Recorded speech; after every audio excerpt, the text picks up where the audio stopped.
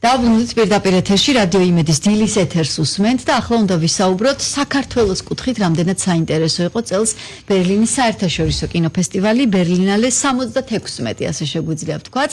ეს ფესტივალი 76 წელია უკვე მიმდინარეობს და ათეულობით წელია საქართველოს ყოველწლიურად ეროვნული კინოცენტრის სახელით არის ქართული პავილიონით და ქართული სტენდით წარმოდგენილი. Როგორი იყო სამუშაო დღეები, რა შედეგებით დაბრუნდა საქართველოს და რა პერსპექტივები გამოისახა? Აი ამ თემებზე ჩვენ სტუმრებთან ერთად უნდა გავაგრძელოთ საუბარი. წარვადგენთ ჩვენ სტუმრებს ლევან დვალი, გახლავთ ეროვნული კინოცენტრის პროგრამების დირექტორი, ხოლო ქალბატონი რუსუნა გლურჯიძე, გახლავთ რეჟისორი და პროდიუსერი. დიდი მადლობა სტუმრობისთვის. მადლობა თქვენმშვიდობისა, დიდი მადლობა. მშვიდობისა, მოგესალმებით. გამარჯობა. შედეგიანი იყო წლევანდელი წელი, ბატონო ლევან. რა სიტყვით? პირველ რიგში მოგესალმებით, მივესალმები რადიო იმედის მსმენელს. მარიკა, თქვენც არაერთი წელია აშუქებთ ბერლინალეს. ძალიან აქტიურად ყოველ წელს ხართ წარმოდგენილი და იცით რამდენად მნიშვნელოვანია თვითონ ეს კინომოვლენა კინოსამყაროსთვის და არ მხოლოდ კინოსამყაროსთვის. ეროვნული კინოცენტრი ნამდვილად წარმოდგენილია წლების მანძილზე ევროპული კინოს ბაზრობაზე, რომელიც ჩვენთვის პრინციპში უმნიშვნელოვანესი ღონისძიებაა, იმიტომ რომ ერთი რომ წლის დასაწყისია, ფაქტობრივად ეს არის პირველი დიდი ღონისძიება, სადაც საქართველოა წარმოდგენილი და მეორე რომ რა თქმა უნდა კინოცენტრი ყოველ წელს ყოველ შემთხვევაში ვცდილობთ მაქსიმალურად რომ ღირსეულად წარვადგინოთ ჩვენი ქვეყანა. პრინციპში ყოველ წელს წარმოდგენილია ეროვნული პავილიონი, რომელიც წელს საკმაოდ დატვირთული იყო, უნდა ვთქვა აუცილებლად, ჯამში 60-ზე მეტი ინდუსტრიული შეხვედრა ჩატარდა. პლუს ამას ჩვენი მხარდაჭერით ევროპული კინოს ბაზრობაზე იყვნენ ქართველი რეჟისორები, პროდიუსერები, კინოფესტივალების პროგრამერები, რომლებიც თავის მხრივ მართავდნენ შეხვედრებს. ამ პერიოდის განმავლობაში პლუს ქონდა რამდენიმე მნიშვნელოვანი ღონისძიება, როგორც იყო მაგალითად მარკეტზე გიორგიოვაშვილის ფილმის ჩვენება, მთვარე მამა ჩემი, რომელიც უნდა ვთქვა, რომ ძალიან საინტერესო ფილმია, როგორც ფორმით, ასევე შინაარსით. ამაზე მე ცალკე ასევე უნდა ვთქვათ, რომ ღვინის ეროვნული სააგენტოს მხარდაჭერით ქართული მიღების ორგანიზება მოვახდინეთ და ასევე გაფორმდა თანამშრომლობის მემორანდუმი ეროვნულ კინოცენტრსა და აზერბაიჯანის კინოსააგენტოს შორის. კი ბატონო. საკითხებად ჩავშალოთ მე ცალკე. რუსოსთან მექნება შემდეგი შეკითხვა. დაახლოებით 10 დღის განმავლობაში ჩვენ პარალელურ რეჟიმში ვიყავით ბერლინში, მაგრამ ერთხელ და 5 წუთით მოვახერხეთ გადაკვეთა და ერთმანეთის უბრალოდ ნახვა. რატომ? იმიტომ რომ აი ეს ფესტივალი თავისი რეჟიმით და განრიგით არის მართლა ძალიან დატვირთული. და შეხვედრიდან შეხვედრაზე ქალბატონი რუსუდანი გადადიოდა, ასე ვთქვათ, ხო, სხვადასხვა უცხოელ პარტნიორებთან და იყო საინტერესო საერთო გეგმების დასახვა, ასე შეგვიძლია ვთქვათ. ყველაზე მეტად რა ინტერესებს უცხოელ პარტნიორს, განსაკუთრებით ევროპის მხრიდან, ქართული კინოდან და აი რისი მიმართ არიან ყველაზე მეტად აი ინტერესით გამოწვეული, აი რა შეიძლება ყველაზე ისეთი შესთავაზოთ უცხოელ პარტნიორს, რომ წამოვიდეს მათგან თანამშრომლობის სურვილი. იცი რა, ალბათ უფრო ჩვენი თვითმყოფადობა და ზოგადად ქართული კინოს თვითმყოფადობა, რაც ჩვენ მოგვდგამს და ეს არ დაწყებულა ჩვენით, ეს მოდის ისტორიულად ჩემთვის პირველ რიგში ალბათ შენგელაების დინასტიიდან, ოთარიოსელიანიდან, აბულაძე და ბატონი მერაბ კოკოჩაშვილი და ასე შემდეგ მათ დაიტანეს საქართველოს საერთაშორისო და ევროპულ ასპარეზზე გაიტანეს ამ ასპარეზზე და ესეთი ტრადიცია ჩამოაყალიბეს, რომ ქართული კინო არის აბსოლუტურად განსხვავებული, ძალიან თვითმყოფადი, უნიკალური და უკვე შემდგომ, როდესაც საქართველოს დამოუკიდებლობის შემდგომ უკვე ახალმა თაობამ საკმაოდ დიდი წარმატებები მოგვიტანა და მე ვფიქრობ, რომ ჩვენ ძალიან ჩაბმულები ვართ ერთმანეთზე, იგივე გიორგი ოვაშვილის წარმატება, ან ზაზა ურუშაძის წარმატება ყოველთვის ხვდებოდა მე. ხო, ეს ჩანს, ხო, მიდიხარ აუცილებლად ხვდება ეს.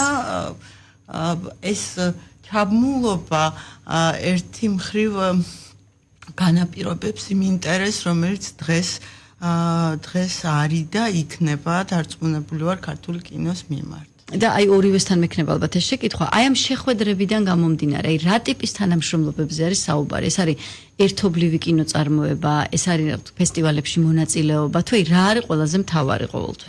მოდით მე კინოცენტრის მხრიდან ვიტყვი და შემდგომ ალბათ რუსუდანი თავისი მხრიდან, იმიტომ რომ მას და გიორგი აბაშიშვილს ძალიან საინტერესო პროექტი აქვთ და ვთვლი რომ პრინციპში ბერლინალე მათთვისაც საკმაოდ ნაყოფიერი იყო ამ მიმართულებით. კინოცენტრი მოგეხსენებათ რომ ეს არის კინოპოლიტიკის აღმსრულებელი, კინოს ხელშემწყობი ორგანიზაცია, რომელიც კულტურის სამინისტროს ექვემდებარება. ჩვენ რასაც ვაკეთებთ, კულტურის სამინისტრო აკეთებს ფაქტობრივად და ჩვენი მთავარი ამოცანა არის რომ არა მხოლოდ სახელმწიფოს თანხები, რომელიც გამოყოფილია კინოს სუბსიდირებისთვის, გავკარგოთ და სწორად გავანაწილოთ, არამედ ისიც, რომ ხელი შეუწყოთ თანამშრომლობის გაღრმავებას, დავაფინანსოთ სხვადასხვა პროექტი და ხელი შეუწყოთ მათ შორის ქართველი და უცხოელი კინოპროფესიონალების დაკავშირებას. ამ მიმართულებით კინოცენტრის მხრიდან შემიძლია გითხრათ, რომ პირველი მნიშვნელოვანი შედეგი, რაც არის ჩვენ მქონდა მოგეხსენებათ ყოველ წელს ვართ სხვადასხვა კინობაზრობაზე და დიდ კინოღონისძიებაზე წარმოდგენილი. ხო, როგორც არის ბერლინალე, იქნება ეს კანი, ვენეცია თუ ნებისმიერი სხვა წელს შევთანხმდით, რომ ჩვენი გეოგრაფიული არეალი იზრდება, ან წარმოდგენილი ვიქნებით დამატებით ისეთ ქვეყნებში, სადაც რომლებიც ჩვენთვის ძალიან საინტერესოა და დარწმუნებული ვარ, რომ დარგისთვისაც ძალიან საინტერესოა, უბრალოდ აქამდე არ ვიყავით წარმოდგენილები. მაგალითად ეს არის საუდის არაბეთი. რა საინტერესოა. მაგალითად ეს არის კანადა. კანადა. ტორონტოს საერთაშორისო კინოფესტივალი. იმიტომ რომ ნახეთ, მნიშვნელოვანია, რომ ჩვენ შევძლოთ და საქართველოს და ქართული კინო წარმოვაჩინოთ ყველა დიდ ღონისძიებაზე და ქართველ კინოპროფესიონალებს მიეცეთ შესაძლებლობა, რომ უფრო მეტ თავიანთ კოლეგასთან ჰქონდეთ პირდაპირი კავშირი. ამ მიმართულებით, რა თქმა უნდა, ყოველ ბაზრობაზე ხელს შევუწყობთ ქართულ კინოპროფესიონალებს, რომ მხოლოდ კინოცენტრის დელეგაცია კი არ წავიდეს, რაც შედეგიანი, რა თქმა უნდა, იქნება, მაგრამ არა იმდენად, რამდენადაც იმ შემთხვევაში, როდესაც რეჟისორები, პროდიუსერები, ფესტივალების პროგრამერები იქნებიან ჩვენთან ერთად. ამ მიმართულებით, რა თქმა უნდა, სახელმწიფო მათ დაიხმარება, რომ ჩვენთან ერთად იყვნენ და ის საქმე აკეთონ, რისი ხელშეწყობაც არის ჩვენი ვალი. ხოთაშორს არაბული ქვეყნების ინტერესი დავაკვირდი და ძალიან დიდია მათი მხრიდან ინტერესი და აი ფესტივალზე ხო არის ჟურნალები რო ვრცელდება ყოველდღიური გამოცემები, თითქმის ყველა ჟურნალი აჭრელებული იყო, მაგალითად დოჰაში ერთ-ერთი ფესტივალის ანონსით, სადაც სტუმრად ჩაყავთ დიეგო ლუნა და გაელ გარსია ბერნალე. ანუ ისინიც ძალიან მოტივირებული არიან, რომ მაქსიმალურად მეტი კონტაქტებით და ან ცნობილი სახეებით მოახერხონ დამკვიდრება ბაზარზე. ინტერესის მიპყრობა, ყურადღების მიპყრობა თავიანთი ქვეყნებისკენ. რა თქმა უნდა, ეს მნიშვნელოვანია ასევე ისიც, რომ საქართველოს საკმაოდ პოპულარულია როგორც გადასაღები ადგილი, რაც ინდუსტრიაზე პირდაპირ ეკონომიკური მაჩვენებლით აისახება. თქვენ იცით, რომ არსებობს ეკონომიკის სამინისტროს ესეთი პროგრამა გადაიღეს საქართველოში, რომელიც კვალიფიციური ხარჯების 25%-ის დაბრუნებას სთავაზობს უცხოურ კომპანიებს და საკმაოდ წარმატებით მუშაობს აღნიშნული პროგრამა და შესაბამისად, მიუხედავად იმისა, რომ ჩვენ კინოცენტრი ვართ,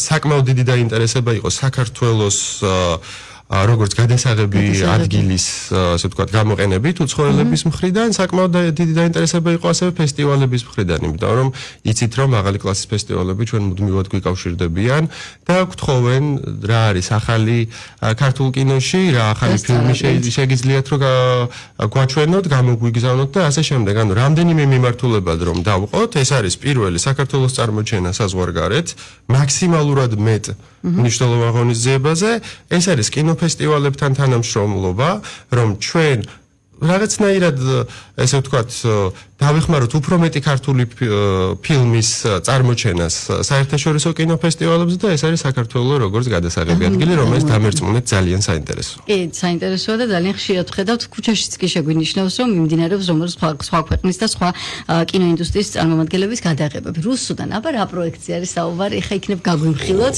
რა დაიგეგმა ისეთი, რაც უკვე რეალისტურია და შეგვიძლია ეთერში გავაზიაროთ. მინდა ვთქვა, რომ ძალიან რეზულტატი იური ბერლინალე იყო ყველა გაგებით და ასევე აღნიშნო, რაც ლევანმა უკვე თქვა, რომ ბერლინალე არის ასე ვთქვათ წლის დასაწყისი და ხდება იმ პროექტების განხილვა ბერლინალის ფარგლებში, რომლებიც წლის განმავლობაში მერე უნდა რაღაც მომენტში შევიდნენ ან წარმოებაში, ან მოსამზადებელში, ან განვითარების ეტაპი უნდა დაიწყონ, ხო?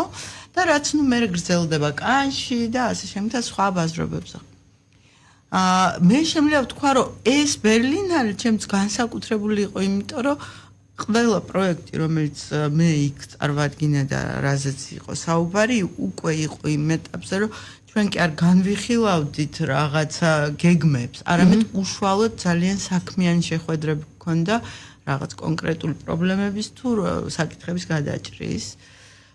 რაც შეეხება ამ არაჩვეულებრივ ახალ პროექტს, რომელიც დაფინანსებულია კინოცენტრის მიერ, გიორგი აბაშვილი არის ქართველი რეჟისორი, რომელიც მოღვაწეობს, ასე ვთქვათ, საქართველოშიც და გერმანიაშიც. მან გერმანიაში მიიღო განათლება, გადაიღო პირველი სრული მეტრი, რომელიც ძალიან წარმატებული იყო და ძალიან ბევრი საერთაშორისო ფესტივალის ჯილდო დაიმსახურა და ეხლა და 3 წელია ჩვენ მუშაობთ ახალ პროექტზე, რომელსაც თქვია შინ.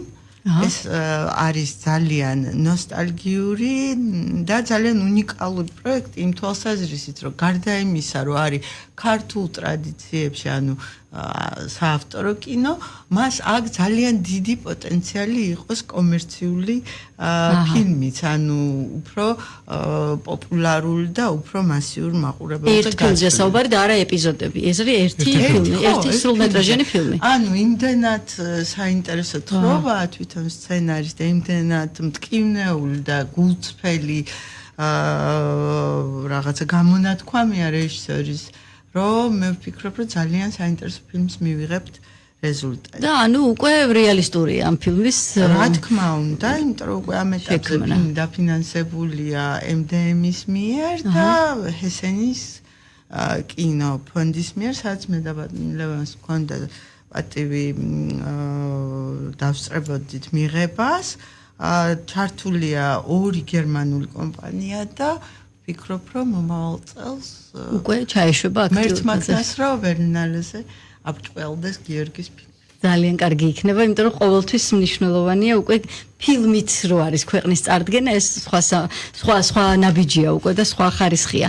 ფილმზე თუ საუბრობთ, მოდით ახლა ცოტა განვავრცოთ გიორგი ოვაშვილის საკითხი, იმიტომ რომ ზუსტად ავუხსნათ ჩვენს მსმენელს. მისი ახალი ფილმის ჩვენება იყო ინდუსტრიულ ნაწილში, ანუ ეს ნიშნავს, რომ ნახეს პოტენციურმა პროდიუსერებმა, ვინც შეიძლება იყიდოს ეს ფილმი, ხო? აი ეს ფესტივალებმა, გაყიდვების აგენტებმა ჩვენს აუდიტორიას რომ ავუხსნათ ინდუსტრიული კინოჩვენების ორგანიზება არის ერთ-ერთი მნიშვნელოვანი ინსტრუმენტი იმისთვის, რომ ჩვენ ქართული თანამედროვე კინო გავაცნოთ პოტენციურ ფესტივალების კინოპროგრამერებს, გაყიდვების აგენტებს, დისტრიბუტორებს, ანუ ინდუსტრიის წარმომადგენლებს, იმიტომ რომ ერთი არის მარიკა, თქვენ ძალიან კარგად იცით, ერთი არის, როდესაც ჩვენ ვსაუბრობთ, რომ რა კარგი ახალი ქართული ფილმი გამოვიდა და მეორეა, როდესაც თქვენ თავად გაქვთ შესაძლებლობა, რომ დაესწროთ კინოჩვენებას და თავად გადაწყვიტოთ სწორს გეუბნებათ ქართული ეროვნული კინოცენტრი თუ არა. ამიტომ ეს საკმაოდ ესეთი მნიშვნელოვანი ინსტრუმენტია.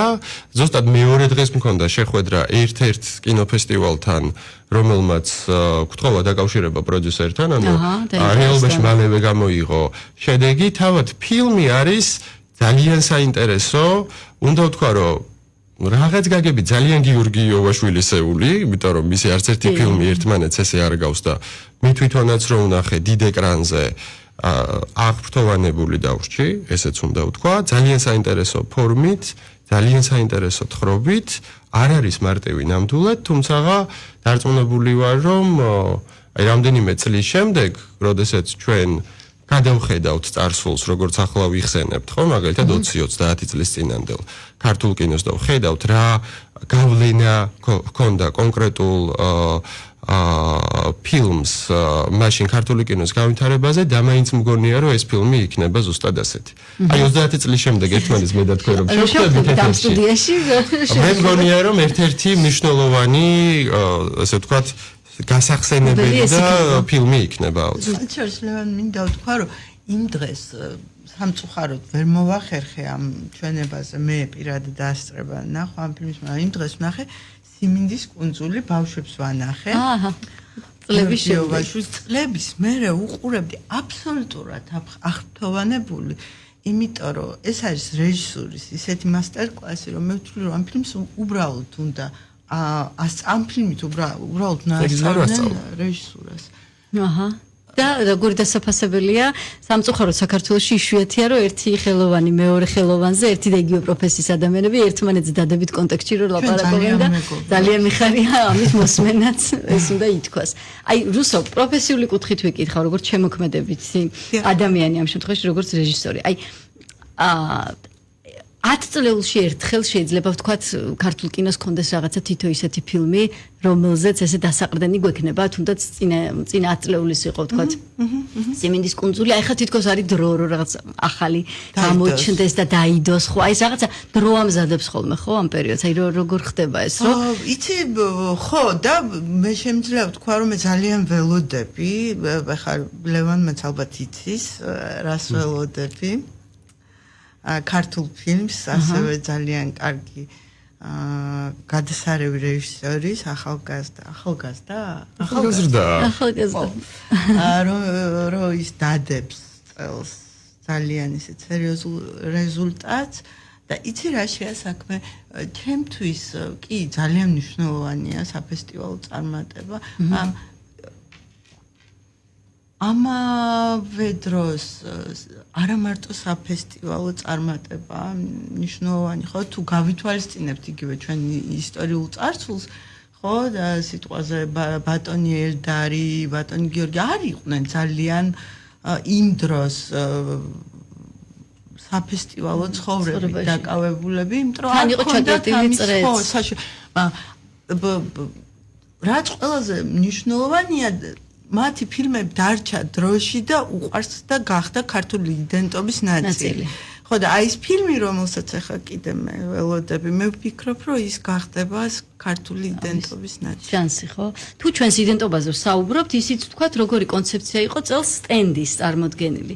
სადაც ესე წლების მიხედვით ქრონოლოგიურად ჩანდა ქართული კინო, აი მართლა რა ვიცი, როდესაც სოფლიოში პირველი კადრი გადაიღეს, ძალიან მალე მე მგონი უკვე საქართველოში იყო ქართული კინო ჩვენება, პირველი ფესტივალის მოდელი, ხო?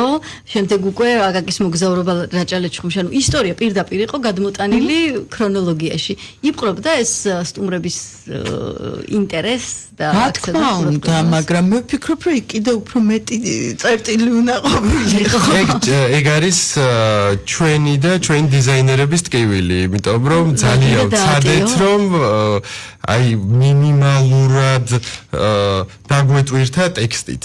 და მე უბრალოდ არის რომ სტენდი კი უზარმაზარია, მაგრამ ძირითადი აქცენტები იყო გამოსატანი. ნუ ეს გავაკეთეთ კიდევ, იმიტომ რომ ესეც უნდა ვთქვა რომ კი, ნამდვილად 1896 წელს რამდენიმე თვეში, მას შემდეგ რაც ძმებმა ლუმიერებმა წარმოადგინეს თავიანთი ახალი გამოგონება და პირველი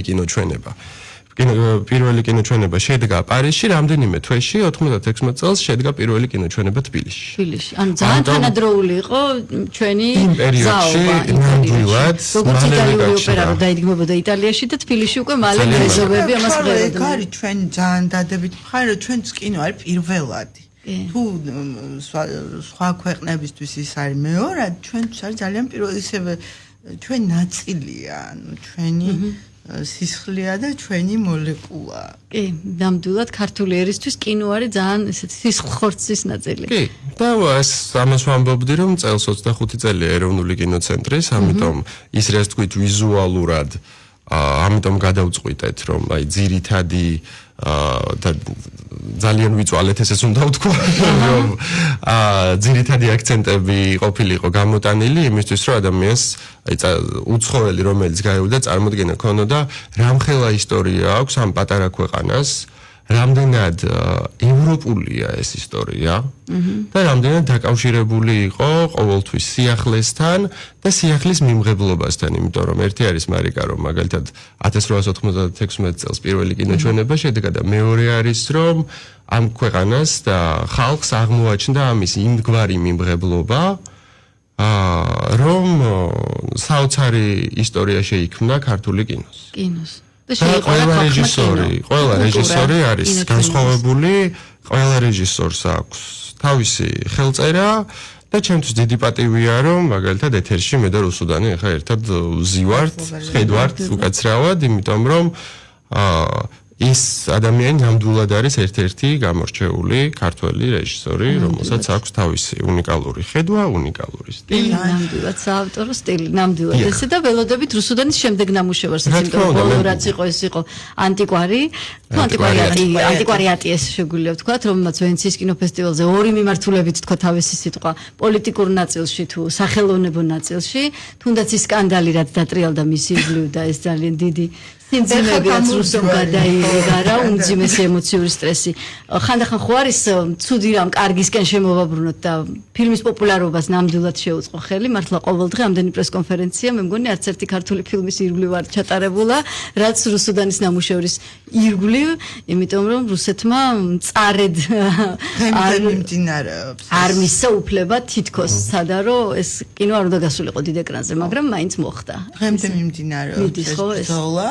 ჩვენ და 17 ადვოკატი, რაც შეუძლებელია უბრალოდ რომ კერძო სტრუქტურამ აწიოს, ეს არის სისტემური ბრძოლა და მე ვფიქრობ და დარწმუნებული ვარ, რომ ეს არის პრესტიჟის ამბავი და ჩვენ ამას მოვიგებთ. მეც დარწმუნებული ვარ. მსმენელს შეგვიძლია ერთი წინადადებით შევახსენოთ, რომ ეს არის ფილმის შინაარსზე დამყარებული, ალბათ ყველაზე მეტად, იმიტომ რომ ფილმი ღიად ყვება იმ არაადამიანურ მოპყრობას, რაც რუსეთმა ქართველი ადამიანების გამოძევების მიმართ გაატარა და დეპორტის მიმართ. ახალ ნამუშევარზე ფიქრობთ? შეიძლება ნაკლებად ქარიშხლიანი იყოს პოლიტიკურად, მაგრამ მგონი უფრო ქარიშხლიანი იქნება უბრალოდ რუსეთთან არანაირი კავშირი არ ექნება. კი, ვფიქრობ და ეხა მუშავდება ძალიან დიდი მასშტაბური პროექტი, რომელიც ძალიან მეშინია ამ პროექტის, იმიტომ რომ არ ვიცი, შევძლებ მე ფიზიკურად, მორალურად ამის აწევას, მაგრამ მე ვფიქრობ, რომ თუ ეს პროექტი განხორციელდა, ის ძალიან ხელს შეუწყობს ქართული ინდუსტრიის განვითარებას, იმიტომ რომ არ მინდა არც ერთი პროექტი, რომელიც არ იქნება დაკავშირებული ჩემ ქვეყანასთან და იმის მიუხედავად, რომ ეს არის გამონაკლისი, როდესაც საპროდიუსერო კუთხით ალბათ მე არ მევალება და არ მჭირდება რომ ვიყო ჩართული, მე მაინც მინდა რომ საქართველოს იქ არსებობდეს. ძალიან კარგი და დარწმუნებული ვარ რომ გამოვა ეს ყველაფერი. ლევან, სამომავლო გეგმებიც გითხარით, დასრულდა ბერლინი და ახლა რა არის დღის წესრიგში მთავარი ეროვნულ კინოცენტრში? ან რა ფილმი მზადდება ისეთი, რასაც უნდა დაველოდოთ? ვეცდები რომ მოკლედ ჩავატიო, პირველი როგორც თქვი რომ 25 წლის იუბილეა და ამ საიუბილეო წლის ფარგლებში საკმაოდ ბევრი ინიციატივას წარმოადგენთ, ეტაპობრივად, რა თქმა უნდა. შემდეგი დიდი კინობაზრობა ჩვენთვის არის კანის ფესტივალი და უკვე დავიწყეთ მზადება მიუხედავად იმისა, რომ ახლა-ახალს დაუბრუნდით ბერლინიდან, იმიტომ რომ კანის ფესტივალის კრიტიკულად მნიშვნელოვანი და მაისიც მალე ფესტივალი და მაისი აუცილებლად ძალიან სწრაფად მოვა და რა თქმა უნდა ჩვენ ვალდებულები ვართ რომ საქართველოს იყოს წარდგენილი მაღალ დონეზე კანის კინობაზრობაზე პლუს ამას შემიძლია გითხრათ რომ მიმდინარე წელს რა თქმა უნდა რამდენიმე კონკურსი გამოცხადდება კინოწარმოების დაფინანსებისთვის იცით რომ ჩვენ კონკურსის წესით შეგვიძლია მხოლოდ წარმოების დაფინანსება სადაც დარგის წარმომადგენლები ანუ ჟიური და დარგის წარმომადგენლებისგან შედგება და ისინი იღებენ გადაწყვეტილებას იმიტომ რომ კინოცენტრი პროფესიულ ჟიურიში არ ერევა ნამდვილად.